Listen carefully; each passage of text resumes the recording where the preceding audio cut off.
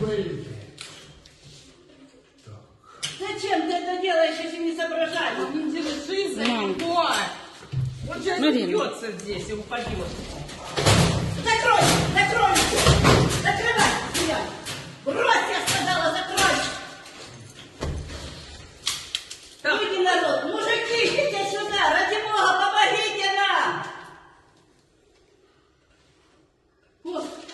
О, пришел, а? Кто тебя сюда послал? В таком виде?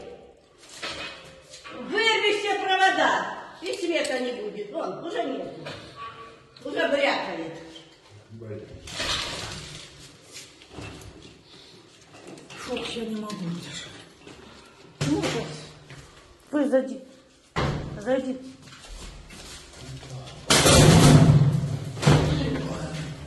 Головой! Уйди, сюда! Уйди! Уйди домой! Иди домой!